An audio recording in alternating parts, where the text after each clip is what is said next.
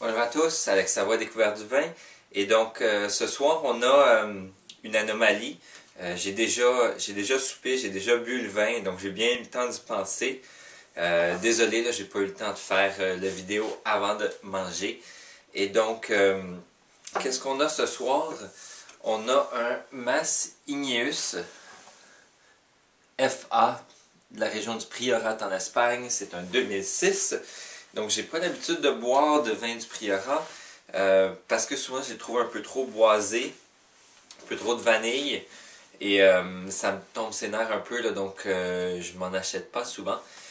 Et la raison pourquoi j'ai celui-ci ce soir, c'est qu'il y a une dégustation virtuelle là, qui commence, mais qui commençait en fait sur un site que j'ai déjà parlé, fooduvin.ca.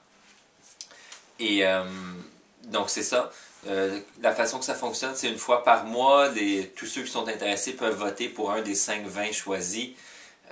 Et donc le vin qui a le plus de votes est choisi.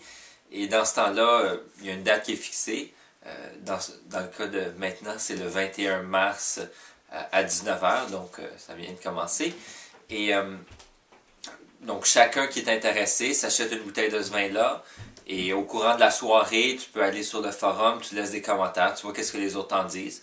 Donc, ce que ça te permet, c'est de comparer tes notes avec celles des autres. Et si jamais il y a des gens qui écrivent des choses que toi, tu vois pas dans le vin, ben, tu as encore ton vin ouvert. Donc, tu peux tester leur théorie, si on veut, ou leur note de dégustation plutôt.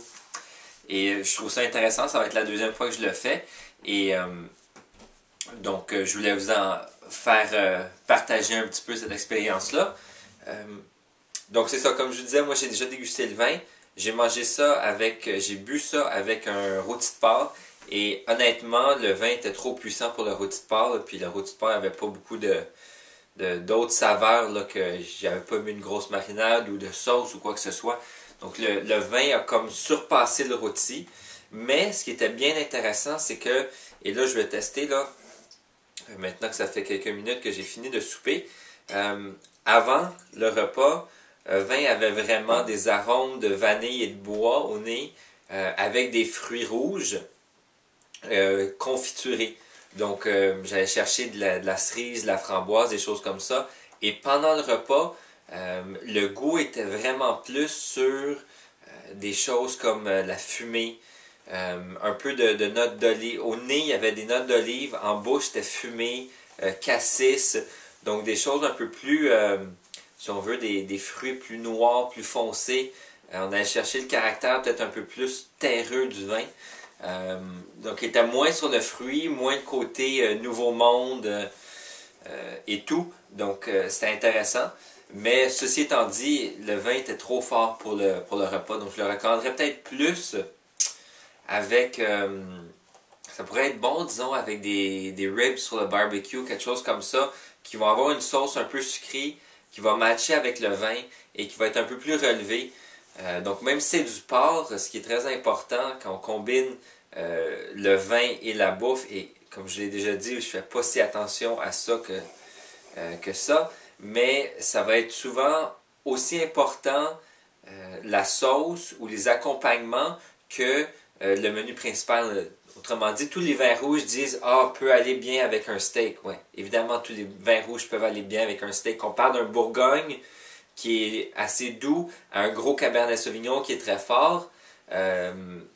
Ça peut aller bien avec un steak, mais la sauce va être souvent très déterminante là-dedans. Donc c'est pour ça que je vous disais, rôti de porc, plain, peut-être plus ou moins, mais des côtes levées, ça pourrait être bon. Donc on va voir comment le vin a évolué. Je suis encore avec des notes de fumée, un petit peu d'olive, comme je disais.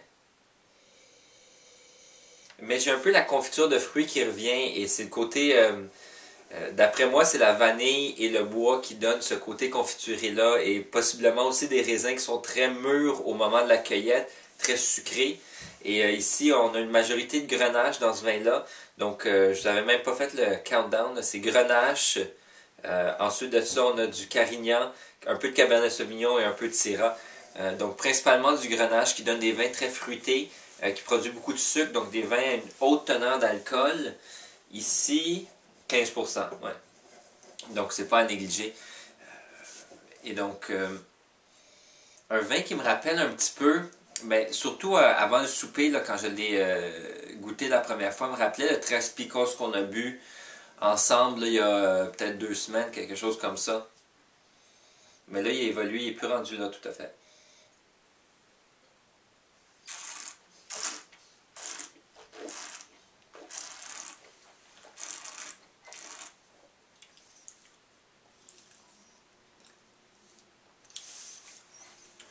Donc c'est un vin qui est moyennement corsé. J'ai plus vraiment les notes là, d'olive ou de fumée dont je vous parlais tantôt quand j'étais en train de manger, que j'avais pendant que je mangeais. J'ai plus le fruit.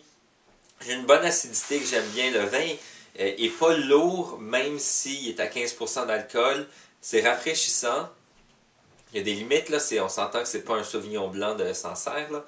Mais une bonne fraîcheur grâce à l'acidité. Les tanins sont souples, ne me dérangent pas du tout. Même que j'aurais aimé en avoir un petit peu plus et ça aurait aidé, m'aurait donné peut-être un peu plus de longueur en bouche.